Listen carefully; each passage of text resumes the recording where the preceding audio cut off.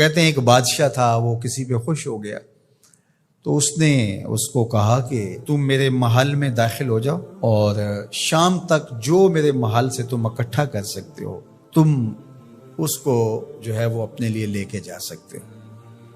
تو وہ جب محل میں داخل ہوا اس نے دیکھا کہ انواع و اقسام کے کھانے ہیں، طرح طرح کی چیزیں ہیں اور عالی نصب بستر لگے ہوئے ہیں، گو تکیے لگے ہوئے ہیں اور ہر طرح کی انسانی طبع کو لبھانے والی چیزیں موجود ہیں، نفس کے تلذذ کے لیے سارے سامان موجود ہیں۔ تو وہ گیا اور اس نے انواع اقسام کے کھانے کھائے اور کھانے کھا کے اور مختلف وہاں انواع اقسام کے مشروبات پیے اور ایک گاؤ تکیے سے ٹیک لگا کے ان نظاروں کو دیکھنے لگا۔ ایسی مستی چڑھی کہ آنکھ لگ گئی۔ اچانک اس کو دربان نے اٹھایا اور کہا کہ تیرے جانے کا وقت ہو گیا ہے۔ اب جب وہ واپس نکل رہا تھا تو حسرت سے روتے ہوئے جا رہا تھا کہ میں نے عیش و عشرت میں یہ وقت گزار دیا، کچھ نیند میں گزار دیا، اور جب وہ گزر رہا تھا تو قیمتی ہیرے، لال موتی، پکھراج کیا راستے میں بکھرے پڑے تھے۔ اور ایک دوسرے شخص کو داخل کیا تو اس نے ان لذت انگیز چیزوں کی طرف توجہ نہیں کیا، سب سے قیمتی چیزیں وہاں سے اٹھائیں اور جھولی بھری اور اپنے وقت مقررہ پر وہ واپس ہوا۔ تو اس دنیا کے محل میں ہم داخل ہوئے ہیں، ایک دروازے سے دوسرے دروازے سے نکلنا ہے۔ یہاں تلذذ کے سامان بھی ہے اور یہاں قیمتی چیزیں بھی ہے جو یہاں سے لے جا کے ہمارے لیے قیمتی ہوں گی، اور اس نے سمجھا کہ بس ایک دن میں یہاں جو کھانا ہے کھا لو، زہرۃ الحیات دنیا سے کہتے ہیں۔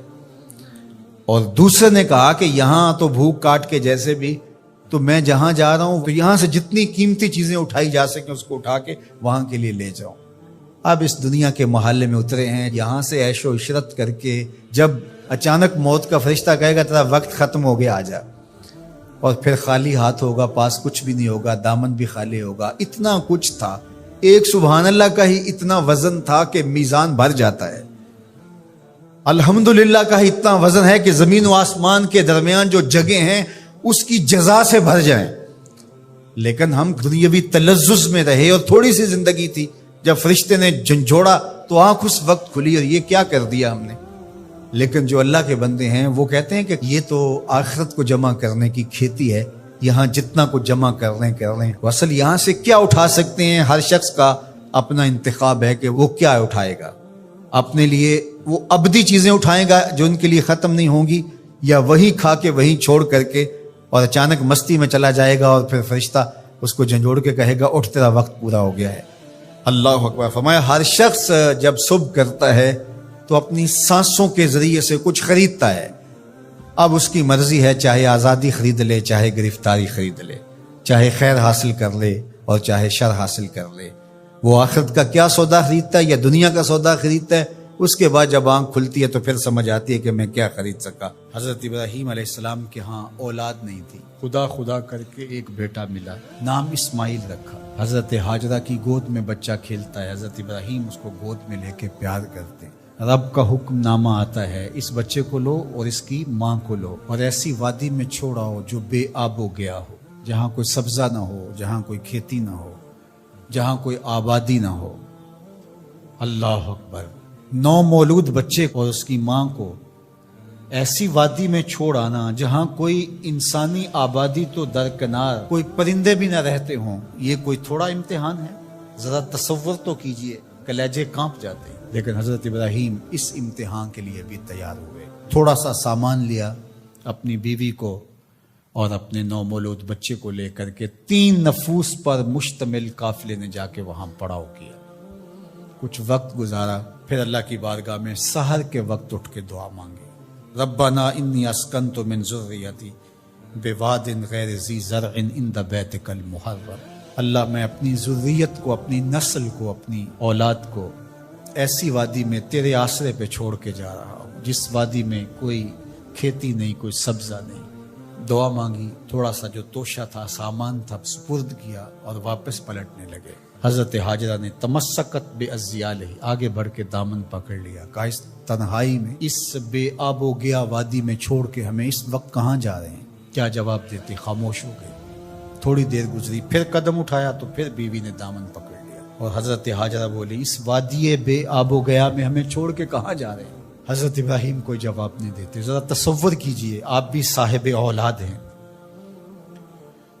تو تیسری مرتبہ پھر جب قدم اٹھنے لگے تو تمسکت بے ازیالہ، حضرت ہاجرہ نے دامن پکڑا اور پھر یہی سوال دہرایا، اس وادی غیر ذی زرع میں اپنے نومولود بیٹے کو اور اپنی بیوی کو چھوڑ کے کہاں جا رہے ہیں؟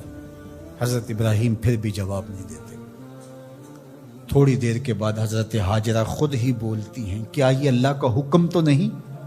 قال نعم، کہا ہاں اسی کا حکم ہے۔ فوراً دامن چھوڑ دیا، کہا خیر سے جائیے، ہمارا رب ہمیں ضائع نہیں ہونے دے گا، اگر اس کا حکم ہے تو ہم اس حکم پر سر تسلیم خم کرتے۔ اگر یہ امتحان حضرت ابراہیم علیہ السلام کا تھا تو میری مائیں اور بہنیں بھی سن رہی ہیں اور آپ بھی ان جذبات سے آگاہ ہیں۔ ایک ماں کے لیے یہ کتنا بڑا حوصلہ تھا۔ اگر سلام ابراہیم کو تو سلام ہے سیدہ ہاجرہ سلام اللہ علیہا کو۔ کہا خیر سے جائیے، ہمارا رب ہمیں ضائع نہیں ہونے دے گا۔ پھر جہاں دن بھی نہیں کٹتے تھے اس خاتون نے وہاں راتیں بھی کاٹی۔ توشہ ختم ہو گیا، پانی بھی ختم ہو گیا۔ پھر 2 دن کے بعد ماں کی چھاتیوں سے دودھ بھی خشک ہو گیا۔ خود تو بھوک کاٹ رہی ہے لیکن بیٹے کی پیاس اور بھوک دیکھی نہیں جاتی۔ ایک چھوٹے سے پتھر کی اوٹ میں اسماعیل کو لٹایا اور خود پانی کی تلاش میں نکلی۔ ماں کی تڑپتی ہوئی ممتا کی کہانی دیکھو۔ اللہ اکبر، کبھی صفا پہ کبھی مروہ پہ 7 چکر کاٹتی ہیں۔ پھر جب 7ویں چکر میں مروہ پہ پہنچی، اطراف میں دیکھا کہیں کوئی پانی کے آثار ہویدا نہیں ہوئے۔ گزرتے گزرتے بیٹے کو بھی دیکھتی تھی، نشیبی جگہ سے بھاگ کے گزرتی تھی، وہاں لال نظر نہیں آتا تھا۔ مروہ سے دیکھا دور اوٹ میں پڑا ہوا بچہ تڑپ رہا ہے، لگا زندگی کی آخری سانسیں ہیں۔ مروہ سے دوڑ کے جو ہی قریب آئیں تو منظر بدلا ہوا تھا۔ وہ اسماعیل جو پیاس سے تڑپ رہے تھے، پیاس سے جب انہوں نے ایڑیاں رگڑی خدا نے چشمے جاری کر دی، پانی پھوٹ نکلا، دوڑی اور منڈھیر کر دی اور کہا زم زم، رک جا رک جا۔ کہا کہ اللہ بھلا کرے سیدہ ہاجرہ کا، اگر وہ زم زم کہہ کے پانی کو نہ روکتی وہ پوری روئے زمین پہ پھیل جاتا۔ اللہ اکبر، یہ حضرت ہاجرہ کا امتحان تھا اور امتحان میں وہ بھی سرخرو نکلی۔ وہ کہا ہم قیامت تک تیرے قدموں کے نشان کو جلوہ گاہ بنا دیں گے۔ آج عمرہ ہو حج ہو، وہاں کج کلا بھی دوڑتے دکھائی دیتے ہیں، بادشاہ بھی دوڑتے دکھائی دیتے ہیں۔ ان راہوں پہ پیغمبر بھی دوڑے ہیں، ولی بھی دوڑے ہیں، امام الانبیاء نے بھی سعی کی ہے۔ مالک کوئی دوڑنا بھی عبادت ہے؟ کہا جن راہوں پہ میری بندی دوڑی ہے قیامت تک ان راہوں کو جلوہ گاہ بنا دوں، اور ان پست قامت پہاڑیوں کو میں اپنی نشانیاں قرار دیتا ہوں۔ ان الصفا والمروہ من شعائر اللہ، یہ اللہ کی نشانیاں قرار پائیں، عزتوں کے نشان بن گئے۔ اللہ اکبر، یہاں ایک ماں اپنے بیٹے کے لیے بے تابانہ دوڑی تھی۔ اچھا، راستے کے اندر نشیبی جگہ سے دوڑ کے اس لیے گزری تھی کہ وہاں بیٹے کا چہرہ نظر نہیں آتا، اور یہاں ماں بیٹا اکٹھے دوڑ رہے ہوتے ہیں، حکم ہے بیٹا دوڑ کے گزرے، اس لیے کہ اس ادا کو ادا کرنا ہے۔ وہ تو پانی کے لیے بار بار ادھر ادھر جا رہی تھی، حاجی کی بغل میں پانی کی بوتل ہوتی ہے پھر بھی دوڑ رہے، پانی کے لیے نہیں دوڑ رہا، ہاجرہ کی سنت کو ادا کر رہا ہے۔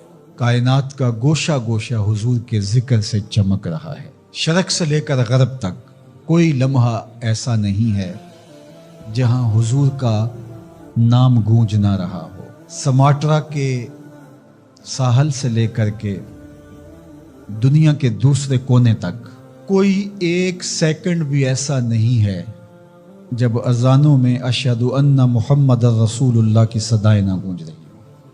ہر ساعت، ہر لمحہ آقا کریم علیہ السلام پر کروڑوں لوگ درود پڑھ رہے ہوتے ہیں، اور اربوں کھربوں درود حضور علیہ السلام کی ذات پہ ہر روز بھیجا جا رہا ہوتا ہے۔ یہ حضور کی عظمتوں کے پھریرے ہیں جن کو لہرانے کا ذمہ میرے رب نے اپنے ذمہ کرم پہ لیا ہوا ہے۔ وَلَلْآخِرَةُ خَيْرٌ لَكَ مِنَ الْأُولَى، ہر آنے والی گھڑی گزرے ہوئے لمحے سے آپ کے لیے بہتر ہی ہوگی۔ وَرَفَعْنَا لَكَ ذِكْرَكَ، محبوب تیرے ذکر کو رفعت ہم نے دی ہے، اور جس کے ذکر کی رفعت کا ذمہ میرے رب نے اٹھایا ہو، اس ذکر کے فروغ کو کوئی کم نہیں کر سکتا، اس اونچے جھنڈے کو کوئی جھکا اور سرنگوں نہیں کر سکتا۔ 70,000 فرشتے صبح کو، 70,000 فرشتے شام کو حضور کے روضہ اقدس پہ سلامی دینے کے لیے آتے ہیں۔ فرشتوں کا ہجوم اور آقا کریم علیہ السلام کے روضے کے اوپر انسانوں کا انبو، عقیدت کے سانچے میں ڈھلے ہوئے لوگ گزرتے ہوئے سلام پیش کرتے ہیں، درود پڑھتے ہوئے جاتے ہیں، عقیدتوں کا اظہار کرتے ہیں۔ کائنات میں جس طرح ہر لمحہ اذان ہو رہی ہوتی ہے، ہر لمحہ نماز پڑھی جا رہی ہوتی ہے، یہاں سے کسی کا 10 منٹ کا فرق ہوگا، کسی کا آدھے گھنٹے کا فرق ہوگا، کسی کا 1 گھنٹے کا فرق ہوگا، کسی کا 2 گھنٹے کا فرق ہوگا، پیچھے چلے جائیں، کوئی 1 گھنٹہ پیچھے، کوئی 1.5 گھنٹہ پیچھے۔ تو اس طرح کائنات کے کونے سے لے کر دوسرے کونے تک کوئی ایک لمحہ، ایک ساتھ، ایک سیکنڈ بھی ایسا نہیں ہے جس وقت نماز نہ پڑھی جا رہی ہو، اور ہر نماز میں پڑھا جا رہا ہے السلام علیکہ ایھا النبی ورحمۃ اللہ وبرکاتہ۔ ہر آن، ہر ساعت، ہر لمحہ ان کی عظمتوں کے زمزمے ہیں اور ان کی رفعتوں کے قصیدے ہیں جو پڑھے جا رہے ہیں۔ اللہ اکبر، یہ شان ہے اللہ نے اپنے محبوب کو عطا فرمائی۔ لا یؤمن احدکم حتی اکون احب الیہ من والدہ وولدہ والناس اجمعین، تم میں اتنی دیر تک کوئی شخص کامل مومن نہیں ہو سکتا جب تک اپنے ماں باپ سے، اپنے رشتہ داروں سے، اپنے عزیزوں سے، کائنات کے ہر فرد سے جب تک میرے سے زیادہ پیار نہیں کرتا ہے۔ اللہ اکبر۔ حضرت سیدنا علی المرتضیٰ رضی اللہ تعالیٰ عنہ فرماتے ہیں، سخت گرمی میں میٹھے اور ٹھنڈے پانی سے جتنی محبت ہوتی ہے، ہمیں حضور اس سے بھی زیادہ محبوب تھے۔ اللہ اکبر۔ یہ حضور کی محبت ہے جو اہل ایمان کے سینوں میں رکھی گئی۔ اہل ایمان تو اہل ایمان رہے، حضور کا پیار تو پتھروں کے کلیجے میں بھی رکھا گیا ہے۔ فرمایا کہ احد جبل یحبنا ونحبہ، احد پہاڑ ہے جو ہم سے پیار کرتا ہے، ہم اس سے پیار کرتے ہیں، تو کائنات ان سے محبت کرتی ہے۔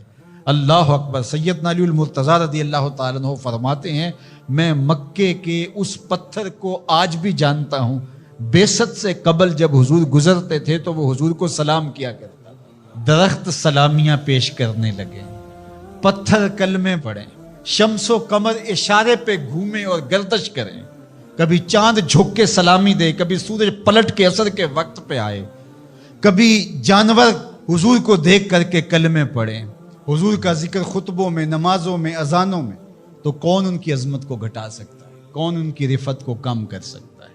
یہ اپنے خوب سے باطن کا اظہار تو کر سکتے ہیں، لیکن ان کی عظمت کے پھریرے جن کو رب نے محمد بنایا صلی اللہ، محمد کون ہوتا ہے؟ الذی یحمد حمدا بعد حمد، جس کی تعریف کی جائے جی پھر بھی نہ بھرے، پھر تعریف کی جائے، ابھی تشنگی باقی ہے، ورق تمام ہوا اور مدح باقی ہے، پھر تعریف کی جائے، قلم ٹوٹ جائیں تعریف ختم نہ ہو، روشنائی سوکھ جائے تعریف ختم نہ ہو، کاغذ ختم ہو جائیں تعریف ختم نہ ہو، عمریں لد جائیں تعریف ختم نہ ہو، تعریف کی اپنی تعریف ختم ہو جائے، محمد وہ ہوتا ہے جس کی تعریف ختم۔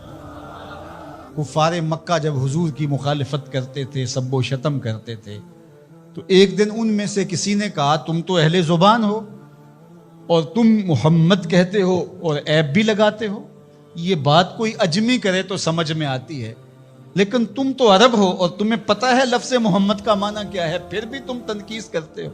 تو ایک بات کرو، یا تو عیب لگانا چھوڑ دو یا محمد کہنا چھوڑ دو۔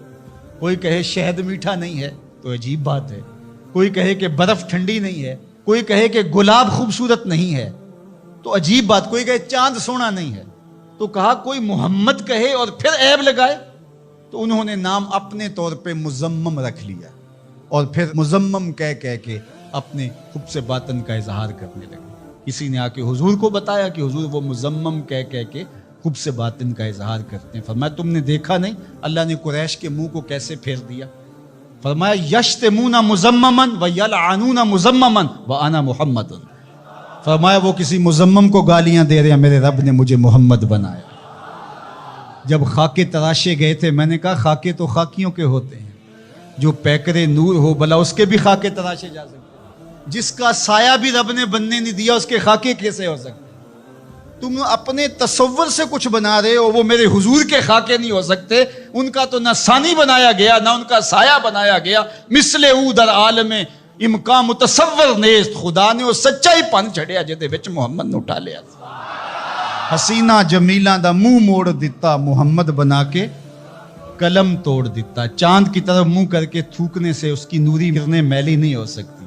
مدینے کا چاند کل بھی روشن تھا، مدینے کا چاند آج بھی روشن، اور رہے گا یوں ہی ان کا چرچا رہے گا، پڑے خاک ہو جائیں جل جانے والے، ان کا نام و نشان بھی نہیں رہے گا، لیکن میرے حضور کے نام کے پھریرے کائنات میں لہراتے رہیں گے۔ سچا واقعہ حضور نے اپنے صحابہ کو سنایا۔ 3 آدمی سفر کے لیے روانہ ہوئے، یہاں تک کہ ان کو رات پڑ گئی، تو ایک غار کے اندر وہ داخل ہوئے رات گزارنے کے لیے۔ آندھی چلی، بارش آئی، تو اوپر سے ایک پتھر لڑکا اور وہ غار کے دروازے پہ آ کے گر گیا، اور اتنا بھاری اور بڑا پتھر تھا کہ اس نے غار کا دروازہ بند کر دیا۔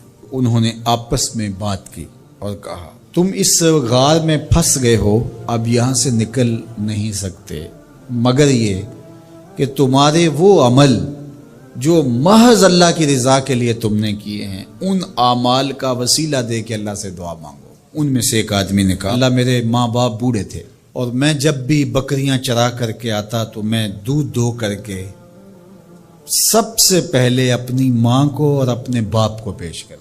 ایک دن میں سرسبز درختوں کی تلاش میں بکریاں لے کے کوئی چارہ کوئی درختوں کی تلاش میں دور نکل گیا۔ میں جب واپس پلٹا دونوں سو چکے تھے۔ میں نے یہ مناسب نہ سمجھا کہ میں ان کو جگاؤں، بیدار کروں کہ اٹھو دودھ پی لے، لیکن اب سارا دن وہ بھوک سے تھے، تو اچانک آنکھ کھلے اور بھوک کی شدت سے تڑپے، تو میں وہاں سے ہٹ بھی نہیں سکا۔ تو کہتا ہے کہ میں بچوں کو نظر انداز کیا اور ماں باپ کے جاگنے پہ دھیان رکھا، اور یوں ساری رات بیت گئی۔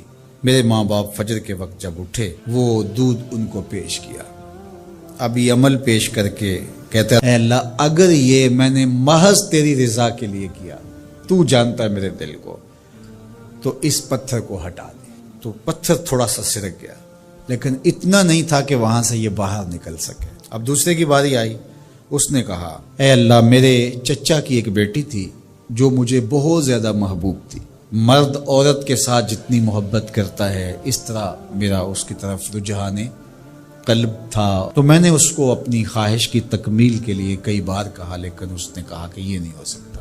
اور پھر ایک دن حالات نے اس کو مجبور کر دیا، فاقہ زدہ حالات ہو گئے، غربت آ گئی، تو اس نے مجھ سے اپنی حاجت طلب کی، تو میں نے اس کو 120 دینار دیے، لیکن اس شرط پہ کہ تم اپنا جسم میرے سپرد کرو گی۔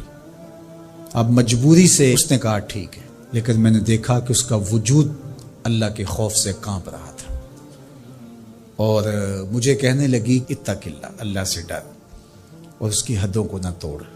میری خواہشات تو پگلی تھیں، آرزویں تو بےتاب تھیں، اور میں اس کی قیمت بھی ادا کر چکا تھا، لیکن اس کا یہ جملہ کہ اللہ سے ڈر، تو میں نے تیرے سے ڈر کے اس کو چھوڑ دیا، اور جو اس کو میں نے 120 دینار دیے تھے وہ بھی اس کے پاس رہنے دیے۔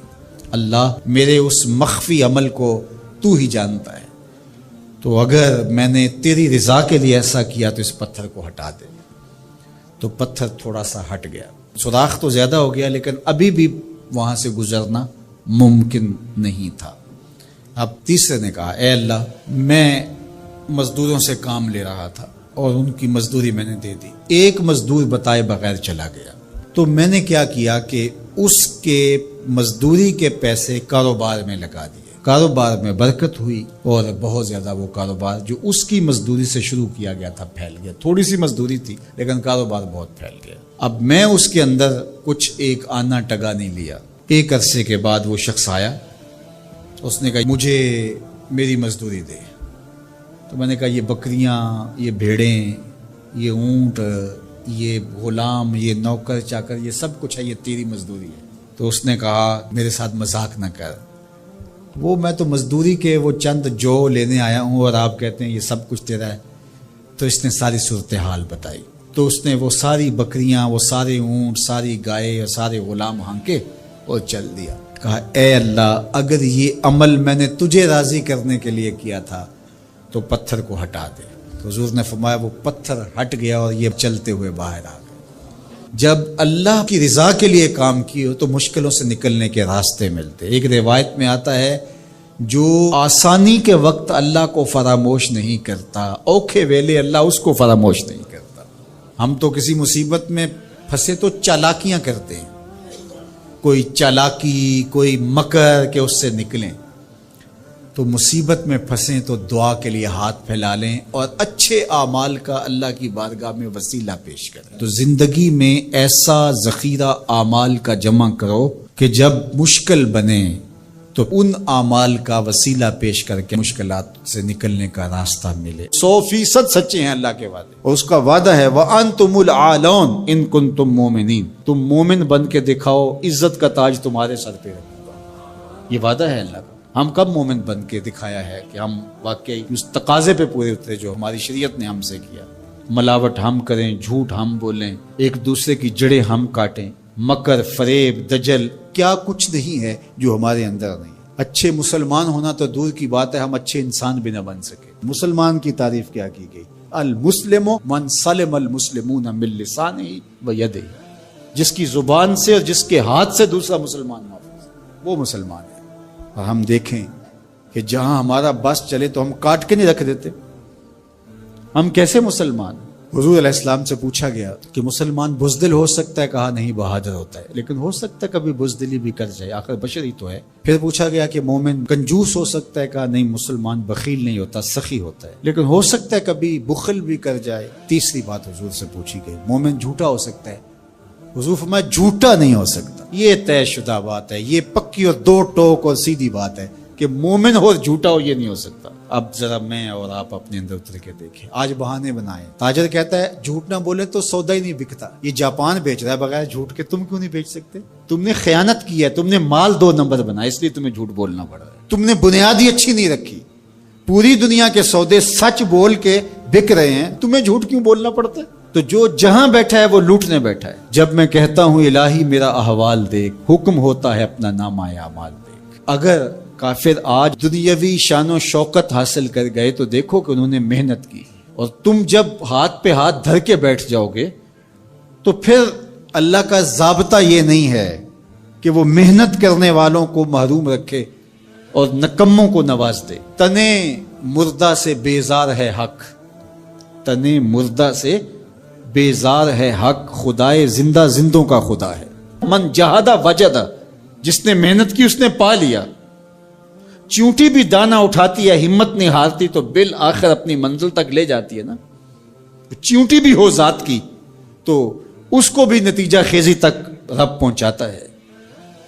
کچھوا بھی چلتا رہے تو منزل پہ پہنچتا ہے، خرگوش ہو کے سویا رہے تو وہ منزل پہ نہیں پہنچ سکتا۔ تم خرگوش صحیح لیکن سوئے ہوئے ہو، لہذا منزل تمہارا مقدر ہو ہی نہیں سکتی جب تک تم مسلسل چلنے کی مشق نہیں پیدا کرتے۔ وَأَنْتُمُ الْأَعْلَوْنَ، تم ہی سر بلند ہو، لیکن شرط یہ ہے ان کنتم مومنین، تم مومن تو بن کے دیکھو۔